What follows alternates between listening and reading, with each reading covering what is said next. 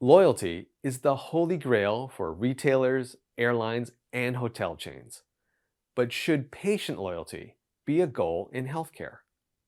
Well, to get an answer to that question, I sat down with Justin Dearborn, the CEO of Praia Health, and Jared Johnson, the company's chief marketing officer.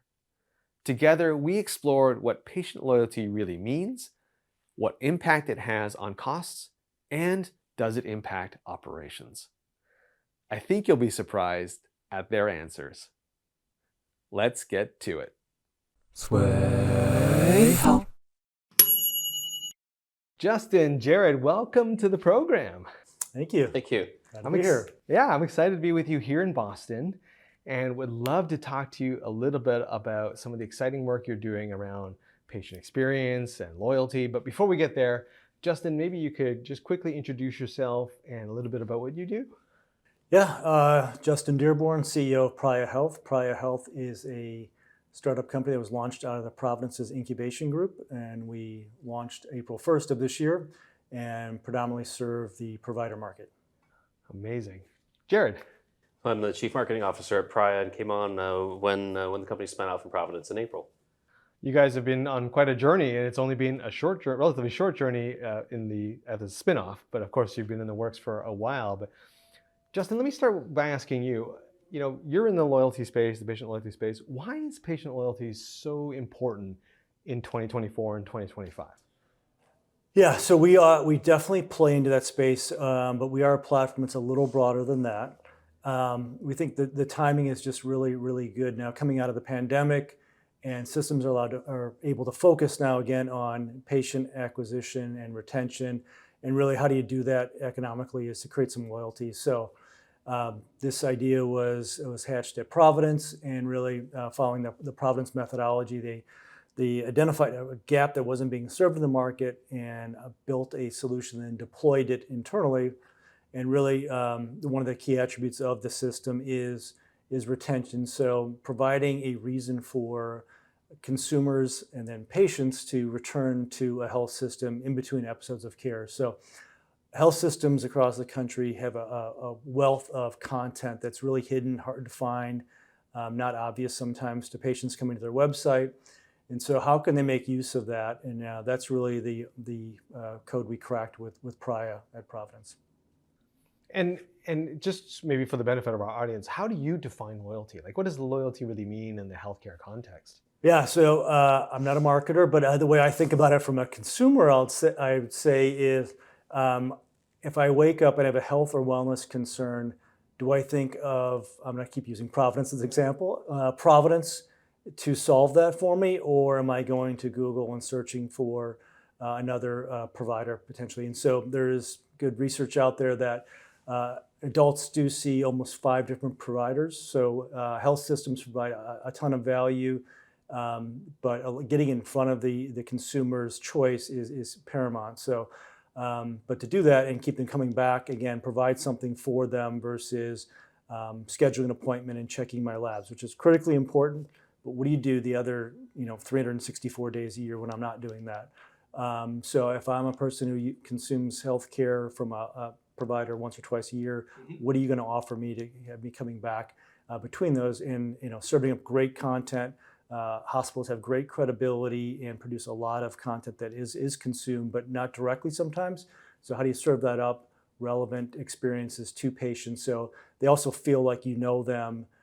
Versus getting, I'm going to say, spammed cohort information. Give me everyone over 50 who may or may not be due for a screening. When I get those as a consumer, I get annoyed.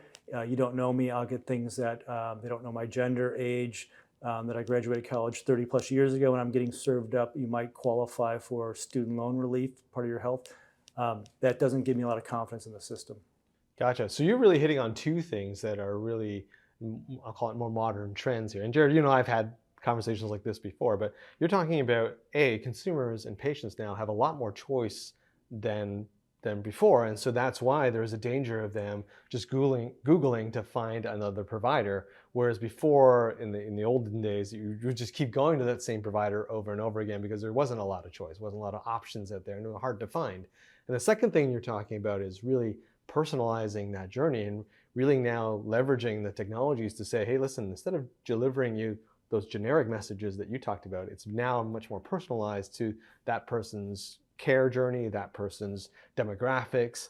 You're going down to a much deeper level. Did I get that right? Absolutely. And so not only with virtual care coming on, obviously after the pandemic, and it's dipped a little bit, but it was probably a level that's going to continue to increase above like inflation numbers. So virtual care is available anywhere, obviously. A lot more brick and mortar choices as well. I think, somewhat of an overused analogy, but the Amazon experience, it's used because it's relevant. Everyone gets it. Everyone likes it. We heard today at the conference around comparing it to Disney and the experience they provide at Disney. Obviously, healthcare is a little more complicated. I'm not minimizing it, but why can't we get more towards that? And I think younger folks they grew up with a very hyper personalized approach to everything, and they're used to that, expect that, want that. There's a lot of great research out there that patients will make decisions based on the ease of digital use, whether it's scheduling and then everything else that goes before that as well as after that. They'll make provider decisions based on that digital experience.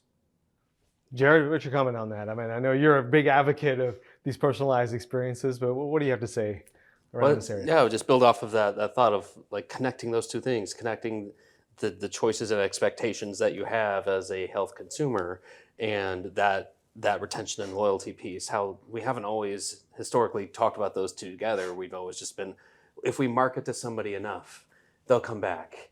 If we rely so much on that, if we have the right words in our brand messaging, if our campaign is good enough, if the creative is good enough, then that's what's going to bring people back. And then we brought them back, and the experience that they had was still not desirable. It was still not satisfactory to them. And so it's this thought of like, what can all the marketing in the world do for you if the experience that they have during that time, once you do bring them back, what does that get you ultimately? So that thought, I feel like that's the evolution that's happened in the industry over the last several years, especially the last year or two, and that's important. I think that distinction to make there to understand that's there's only so much that these efforts can do for you otherwise. Now, loyalty, I mean, in any business, including healthcare, because healthcare is a business, loyalty is this sort of squishy concept in terms of what you get out of it, what you get by investing in it. I'm assuming it's probably even worse in healthcare because it's not a term that we use normally in healthcare circles. So what is the benefit of investing in patient loyalty? Yeah, I'll go first. Well, ultimately, I think it's not paying from the system's perspective to reacquire the same patient that they saw last year, because a lot of that loyalty, again, goes back to what I said earlier. What are you doing between the episodes of care to create that loyalty and nurture that loyalty? So serving up relevant experiences, I think that's been proven across other verticals outside of healthcare. And again, it goes to the expectation that most people today are just accustomed to a really, really good digital experience. And that goes all the way to having a single sign-on. Like everyone uses Google. You sign into 50 other websites through Google. Doesn't work that way in healthcare, hasn't to date. We can enable that with the normal protections you need around privacy and given the content we're talking about. But if you can take friction out of that, you can create loyalty. So if you're a system and you're recommending a financial assistance program that may or may not be within the system, but might be a partner, and you're asking someone to go to another website, create another digital ID, sign on, all those steps of friction just create drop off. So take that out, simple things like that, and then pull that back into the system's whatever patient record, be it the EMR, the CRM, the CDP, pull that information back into that. And so don't ask me to fill out the same information. Again, it's like the tried and true example. At some point, filling out the same form, you get frustrated and you move on, and then you end up going to something like Amazon or One Medical, which is a streamlined, beautiful experience that can be replicated by other health systems. I think the timing is just again coming out of the pandemic when there was different focuses for obvious reasons. There's a lot of attention on this now, and how do we go back to building a brand that not just for one specific care area, but for the overall system. So again, you wake up, you have a concern, maybe you're just doing research, you go to Providence and consume their content. Gotcha. Jared, what do you say? Like, so what are the benefits? Why invest in loyalty now? I'll just build on what Justin was saying, and that thought of not having to reacquire the same patient at that same cost or more cost likely the next time. That investment speaks for itself, I feel like. And there's also the thought of, what are you doing? Why does Amazon have the loyalty it has? It's a perfect example. Like, why do we think of some brands in different lights? Is it because of their creative? I mean, I guess they have good, marketing creative, but I don't think that's why. It's because we are looking at that experience in the same way. Consumers no longer are okay with saying, "Oh, well, everything else in my life is more convenient than it was, so now I'm just going to still accept that as like I'm going to keep the bar low for healthcare." Consumers don't think of it that way, and so it's that understanding of what has changed since the pandemic. Now I can get curbside delivery, anything. Shipping is increased. It's faster everywhere. We're not accepting of a subpar experience, especially digitally, and so for me that's exciting because it opens up new possibilities that don't exist if we don't accept that or resign ourselves to thinking that has to be a bad experience or at least unsatisfactory. Then we can say, what can we do? Where can we reduce friction? Like what can we connect in that experience that you're not even going to realize happened? You don't think about it. Oh, I usually log in again here. All is like it was easier this time. So it's crucial to a retention or loyalty strategy moving forward, especially as those things are only going to increase. Consumers' demands for convenience and the ability to compare that to other aspects in our lives, those are only going to increase. So it's just being able to manage that.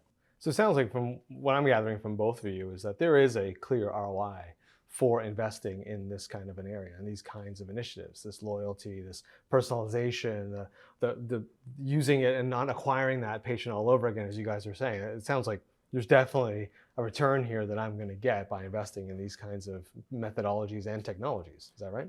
Yeah, and they're just being very candid, there has to be, budgets are tight. You have to show an ROI, which we can easily, and it measures. That's derived from about 40 different areas, all the way down to, we haven't talked like self-service. So consumers actually like to do some things themselves. Some people like to talk to people, and there's a call center always for that. But if you register digitally, the amount of self-service you're going to do is astronomical, and it's measured. And there's studies out there that show that. Which you are turning that over to the consumer/patient to do. But I'm personally happy doing that. I'd rather fill out a quick form once versus waiting on hold for a minute talking to someone.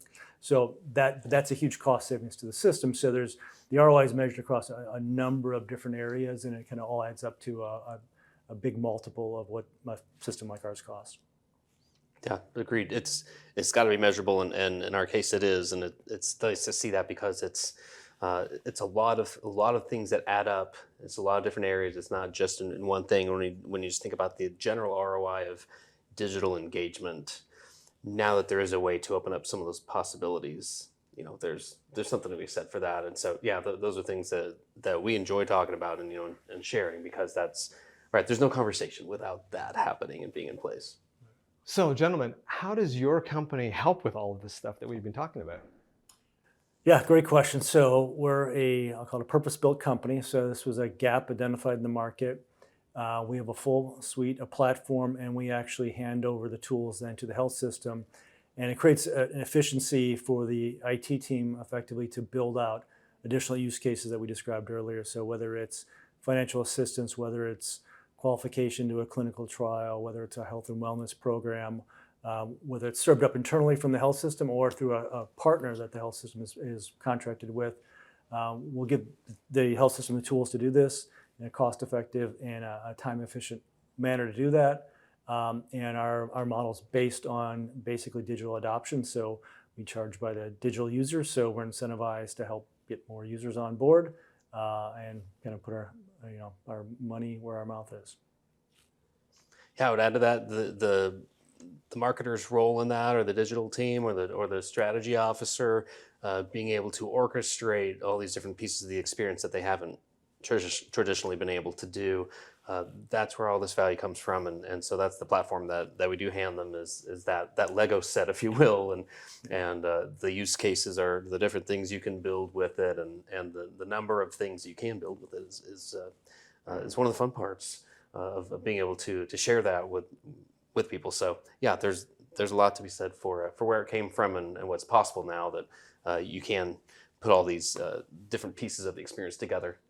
Guys, if you were to bottom line our discussion today, what's the one thing that you would want a VP of marketing or a VP of strategy at a healthcare organization to take away from what we've been talking about? Yeah, I would say true N of one personalization at scale with a lot less effort than it takes today to do. And it's all possible. All possible with Praia Health.